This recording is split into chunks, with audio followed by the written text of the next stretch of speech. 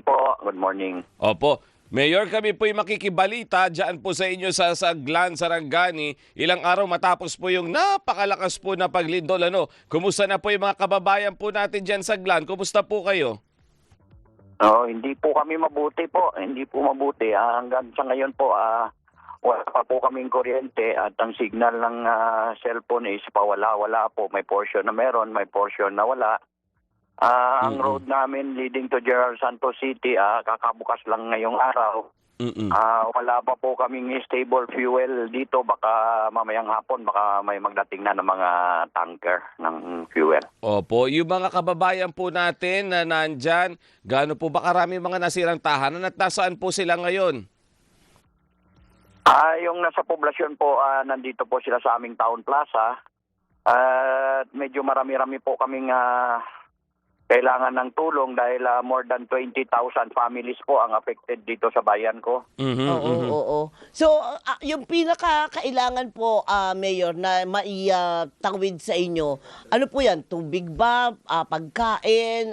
Ano yung pangangailangan na agad-agad ay dapat maipadala sa inyo? Pagkain at tubig po. Pero may kahirapan po yung pagpadala sa ibang barangay ko kasi na-isolate po sila, no? May mga barangay ako nga kailangan chopper po ang maghahatid ng pagkain nila. At gutom na, wala na makain yung isang barangay ko doon. Isolated kasi may landslide, hindi madaanan. So kinakausap ko yung governor po namin na baka pwedeng makausap yung Philippine Air Force na matiran ng relief goods ng chopper natin. Opo. Mayor, pakibigyan nyo lang kami ng ideya. Kung titingnan po ninyo yung lugar ninyo, masasabi nyo po ba talaga na flatten yung inyong lugar? Yung wala nang natira na nakatayo na istruktura o building o bahay? Ganun ba katindi? Meron pa naman pong nakatayo pero marami po ang nasira, totally damaged po.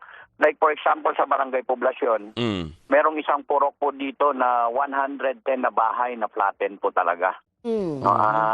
Yung municipal hall building ko po, tumagilid na po.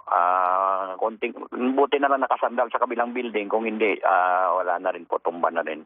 Oo, delikado rin kung nakasandal siya doon sa isang building, baka pareho silang tumumba. Most probably kasi marami na ring bitak po yung kabilang building. Opo. Ngayon po, Mayor, dahil po sa sitwasyon natin ngayon, yung po mga relief goods na mga naunang mga naka-preposition, na-consume na po yung mga yun. Ubos na po. Meron naman pong dumarating pero medyo mabagal lang po at dahilan sa hindi po passable yung road natin. Dinadaan po through boat, no? Through ship yung iba. So, medyo may kabagalan po yung pagdating ng ating relief goods, no? Yun ang medyo problema natin ngayon. But hopefully, today passable na po yung road natin. Marami naman po nag-signify na gustong tumulong. Hopefully, makatulong na po tayo sa mga barangay natin na hindi po isolated na maabot ng ating sasakyan. At meron na rin fuel. Yun ang isang problema namin, walang fuel.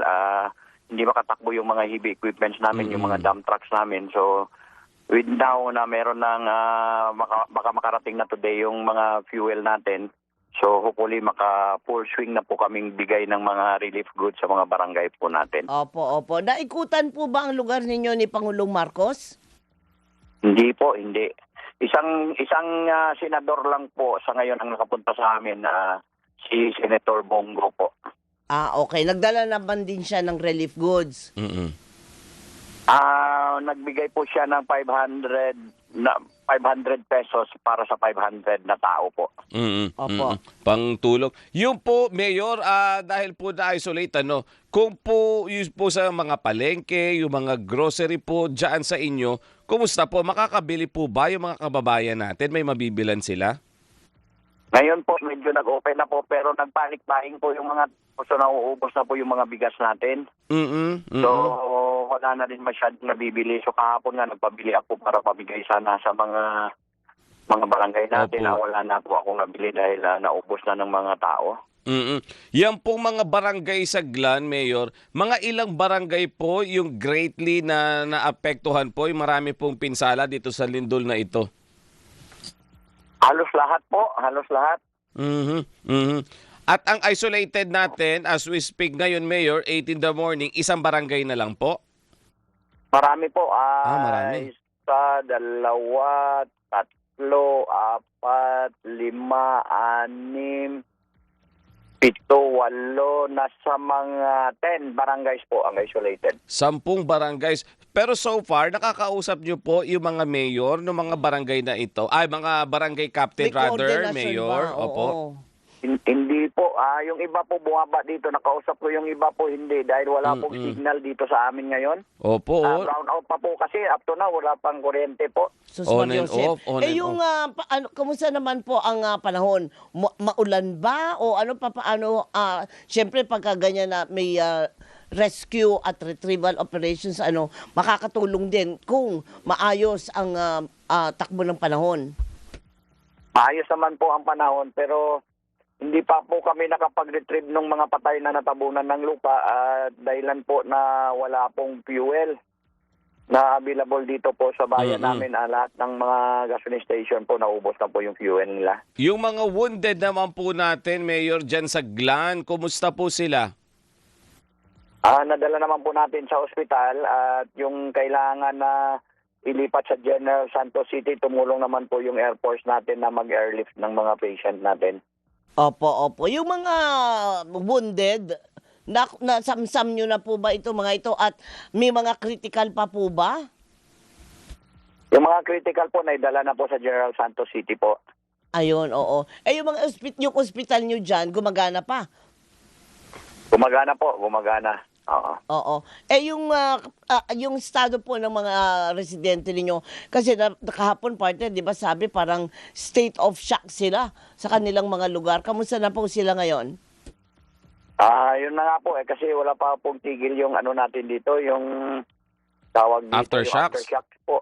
Maya-maya nag-aftershock. Medyo ninenervous yung mga tao po. Kaya nga po. Nakakatakot pa rin. Pero yung yung mga tents, sapat na po ba yung mga tents na Mga ginagamit? family tents? Oo, yan. O kulang-kulang po yung family tents, no? Yung nandito yun sa town plaza namin sila ngayon naka-stay. Kulang po ang family tent. So yung iba wala na pong tent. Wala po tayo makukuha. Nahihirapan nga din magdala din yung DSWD natin. Gawa ng sarado po yung road. Opo. Yun yung mahirap, sarado yung mga kalsada. Di yung kabuhayan po ng mga mangingisda natin dyan, apektado rin, Mayor. Yung mga ngingisda po, tuloy-tuloy po sila kasi nasa dagat naman sila. Yung mga farmers natin, yun ang wala po. Nahinto muna yung kanilang hanap buhay. Ano ang instruction nyo sa kanila, sa mga residente po, kapag yung iba na nahihirapan nga na dumating sa kanila doon yung tulong, ano po ang ma-advise nyo sa kanila sa ngayon? Wait, hintay lang po. Yun lang po ang pinaka-advise ko, maghintay po kung kailan natin mapadala.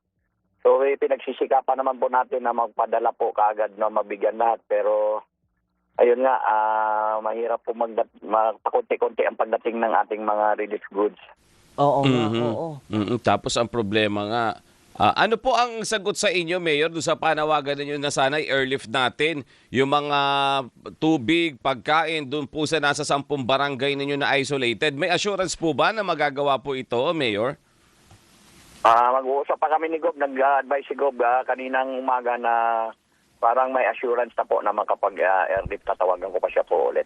Oo. Importante rin yun kasi, Totoo. partner, para mabigyan agad ng tulong yung mga kababayan at nagugutom na sabi ni Mayor doon. At saka yung Mayor, balikan ko lang yung mga nasa ospital at yung mga may karamdaman. Papaano ho ninyo hinahandle yun? Kasi yung iba dyan, mga nagda-dialysis, yung iba mag-operahan, yung may mga bata na iba-iba po ang sakit. Papaano po nahahandle sa ganyang klaseng sitwasyon na hindi naman kaguluhan pero talagang matindi ang kinakaharap nyo ngayon?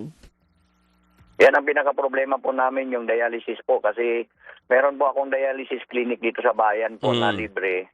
Oo. Nasira po yung reverse osmosis na tubig namin. So, yung mag-aayos po nito, galing pa po ng Maynila. Pero may advice sa akin kahapon, darating po itong araw na ito.